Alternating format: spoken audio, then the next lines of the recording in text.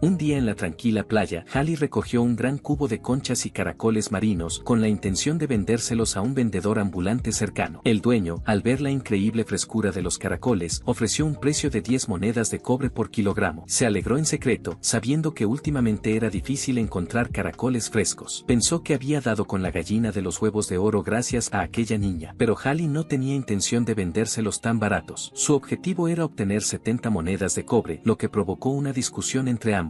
Finalmente, Hallie le propuso una apuesta: si lograba vender todos los caracoles ella sola, él tendría que venderle a los precios habituales del mercado. Al vendedor no le dio mucha importancia, suponiendo que la niña se rendiría enseguida, pero el acuerdo se concretó. Hallie pagó una cuota de 10 monedas de cobre por kilogramo y empezó a vender sus productos junto al puesto del vendedor. Hallie gritó a viva voz a la multitud, anunciando una oferta especial por tiempo limitado exclusivamente para los primeros 4 clientes. A partir de ese momento, los caracoles marinos recién capturados salieron a la venta por solo una moneda de plata por kilogramo, con un límite estricto de 2 kilogramos por persona. El dueño del puesto quedó completamente atónito por las tácticas de marketing de Hallie. En poco tiempo, una gran multitud fue atraída por su discurso. En apenas 5 minutos, todos los caracoles marinos del cubo se vendieron. Hallie se acercó al dueño del puesto con una mirada de autosuficiencia en su rostro. Vas a cumplir tu promesa, ¿verdad? De ahora en adelante, te venderé todos mis caracoles marinos a ti. El hombre ni siquiera había procesado del todo lo que acababa de suceder, pero era alguien que sabía admitir la derrota. Aún así, no pudo evitar sentir curiosidad. Esta chica era increíblemente inteligente y peculiar. No creía que una chica como ella hubiera aparecido antes en Snorl, y ciertamente nunca la había visto. Por supuesto, no la habían visto porque solo habían pasado 2 días desde que Hallie transmigró a esta novela romántica de fantasía. Hace 2 días, Hallie abrió los ojos y se encontró en una cabaña abandonada. El rostro reflejado en los cristales rotos le resultaba tan desconocido que apenas se reconoció. Buscó por toda la cabaña, pero no pudo encontrar ninguna información sobre quién era. Sin embargo, reuniendo algunas pistas, se dio cuenta de que había poseído el cuerpo de un personaje de una novela. En la historia original, la protagonista femenina, Nailoa, presionaba al protagonista masculino, Broadenilfen, para que se casara con ella. Esta era la condición para levantar su maldición. Así era la obra original, pero había un problema. Justo cuando Hallie estaba absorta en sus pensamientos, alguien la llamó por detrás. Hallie, ha pasado tanto tiempo. Desapareciste un tiempo y estaba muy preocupada. Por las palabras de la mujer, Hallie finalmente supo su nombre. Al parecer, Hallie era una residente ilegal sin siquiera un registro adecuado. En su vida anterior, Hallie trabajaba en una fábrica de alimentos junto al mar, recogiendo conchas marinas después del trabajo para ganar un dinero extra, pero después de pagar finalmente las deudas de su padre, murió por exceso de trabajo. Ahora, en esta vida, estaba completamente arruinada y era una inmigrante indocumentada. Después de charlar un rato, Hallie se despidió de la mujer e intentó animarse. Decidió ver el lado positivo, al menos aquí nadie podía arrastrarla con sus deudas, y ese fue un buen comienzo. Además, había descubierto exactamente dónde encajaba en la línea temporal de la historia. Aunque estaba hecha jirones, al menos tenía una choza donde vivir, y esa mañana había encontrado un comprador, lo que significaba que podría ganar algo de dinero recogiendo conchas marinas. Planeaba usar ese dinero para empezar un pequeño huerto detrás de la choza, donde no llegara la brisa marina, reparar la casa poco a poco y prepararse algo de comida. Hallie quería vivir libremente allí. Para ella, una vida así sonaba absolutamente maravillosa. Pero justo en ese momento, Hallie oyó una discusión. Detrás de ella, un hombre discutía con un niño. Le agarraba la muñeca con fuerza y su voz estaba llena de pánico. Hallie concluyó de inmediato que definitivamente se trataba de un secuestro. Casi había olvidado que, en la historia original, esta zona era la ubicación exacta de una red de secuestro en serie que tenía como objetivo a niños indocumentados sin hogar. El propio Broaden intervino personalmente en este caso y fue justo allí donde conoció a Nailoa. Hallie dejó caer su cubo. Sabía que los secuestradores solo atacaban a niños que parecían huérfanos. Eso significaba que, si veían a un niño con un familiar, no le pondrían un dedo encima. Así que corrió inmediatamente hacia él y lo abrazó. Aquí estás. Te he estado buscando por todas partes. Sabía que tenía que interpretar el papel de su familia. Aunque no sabía si esto alteraría la trama, no podía quedarse de brazos cruzados y ver cómo secuestraban a alguien. Pero, vaya, este pequeño era demasiado lindo, ¿verdad? Inmediatamente cambió a modo de actuación. Desapareciste de la nada. Estaba muy preocupada, pequeño alborotador. Cuando lleguemos a casa, tu hermana mayor te va a dar una buena reprimenda. Incluso se giró y le dio las gracias al hombre. Muchas gracias por cuidar de mi hermanito. Es pequeño y no conoce muy bien el camino. El hombre murmuró entre dientes, vigila mejor a tu hijo, ¿quieres? ¿Sabes lo peligroso que es el mundo ahora mismo? Internamente, ella se burló, mírate al espejo, amigo, tú eres el peligro. Luego miró al niño. No puedes simplemente huir así. Es muy peligroso aquí fuera. Supuso Supuso que el pequeño debía estar aterrorizado, así que le preguntó cuántos años tenía. Solo dímelo y te puedo llevar a casa. El niño dijo que se llamaba Barón Aldit y que tenía 7 años. Ella tuvo la sensación de que podría ser un noble. Si lo llevaba de vuelta, su familia podría darle una recompensa y así tendría dinero para arreglar la choza. Desafortunadamente, no tenía ni madre ni padre, no tenía hogar. La familia real había ordenado la ejecución de todo su clan, despojándolos de sus títulos y confiscando todas sus riquezas. Su niñera lo había dejado en una posada,